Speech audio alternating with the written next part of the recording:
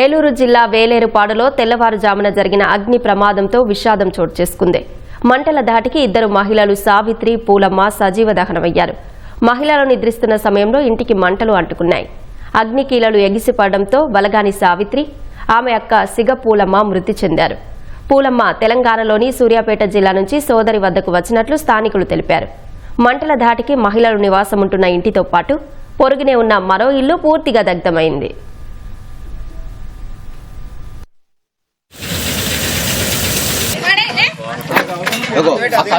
అవతల మంచం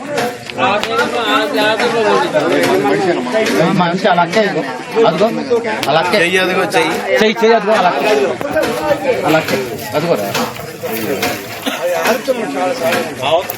ఈ మంచం మీద మనిషి మంచం మీద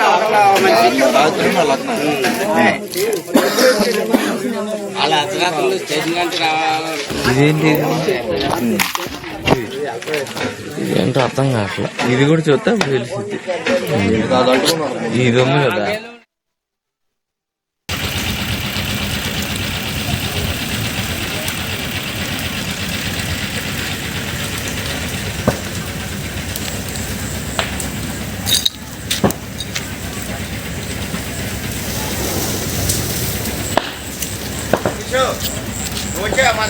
దాంట్లో కూడా గ్యాస్ ఉంటుంది.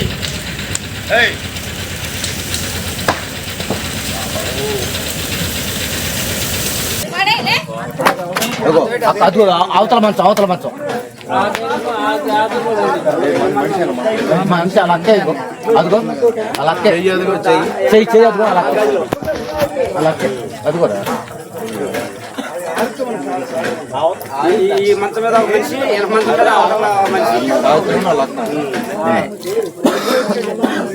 అలా అర్ధరాత్రులు స్టేషన్ కంటే ఇదేంటి ఏంటో అర్థం కావట్లా. ఇది కూడా చూస్తే అప్పుడు తెలిసింది. ఇది ఉంది కదా.